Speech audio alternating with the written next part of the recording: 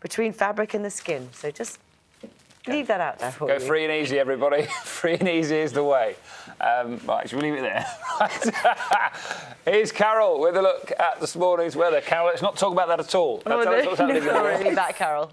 Oh, thanks. It's lovely to be back. Thanks, Lou. See you a bit later on, Carol. Yeah. Now, Steph is out and about for the next 6 weeks. Yeah. It's her referendum road trip. She's talking about trade, and today she is in Northern Ireland. Let's say good morning to her for the first time. Good morning to you, Lady McGovern. And you need to push it together as well. Not that I'm being picky. Not that you're being picky, but can you sort it out, please, Steph? Thanks very much. Dear me, how'd you spot that? I don't know. You weren't happy with a little extra bit of gap in the middle. Unbelievable. Is this one all right for you? Well, let's not start on this Coming one. up later in the programme. Move on. Hello, good morning. Welcome back. This is Breakfast with Dan Walker and Louise Minchin. It's just gone 6:30. We'll bring you all the latest news and sport in a moment, but also coming up on Breakfast. You might have met the Queen. You might have a view. All that's still to come, but let's bring you a summary of all the morning's main news. And research published by the Treasury this morning claims that UK economy will be 6% smaller by 2030 if Britain leaves the EU. The Chancellor, George Osborne, will say that the country would be worse off by the equivalent of £4,300 per household. Vote Leave campaigners say Mr Osborne's economic predictions have frequently been wrong. They've described this latest report as just another erroneous pro-EU economic assessment by our government. Well, let's speak to our political... With this whole discussion, kind of two sides to this, what can you tell us? Reports of a drone hitting a British Airways aircraft landing at Heathrow are being investigated by police today. Rescue teams in Ecuador have spent the night searching through the debris of collapsed buildings, trying to find survivors of a major... We'll be back talking about that story about 8:30 this morning, and we'll be speaking to an earthquake expert as well. Absolutely. Children from poorer households are losing out in the competition for places at the best primary schools in England, according to research by Teach... He's got such a lovely family. Oh, it's a lovely story. And they're all trying to help. I just hope that speech goes well. We're speaking a little bit later on to a professor who's going to talk to us about the sort of common problems experienced by people who are suffering with Parkinson's. Very good luck. Very good luck to him. I hope he kind of wears a James Bond suit. I love that one. Love the white jacket. It's a beauty, isn't it? Let's get the weather. Carol is with us this morning once again. Lovely to have you back, Carol.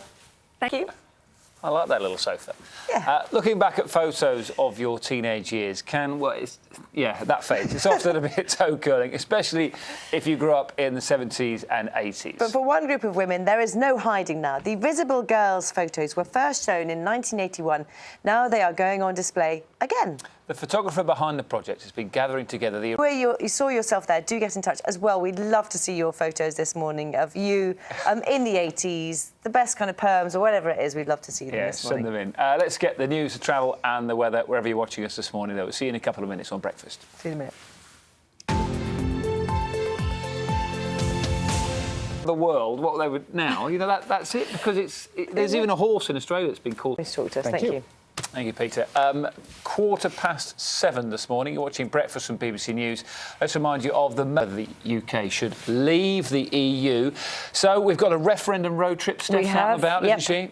She is out about today. She's at a plastic company in Northern Ireland and she's brushing her hair. Good morning. This weekend, wasn't it, Carol? It was, certainly was, but it's getting a little... Carol, thanks very much. See you later. Thank you. I had to get the big coat out this weekend again. I know, it's freezing.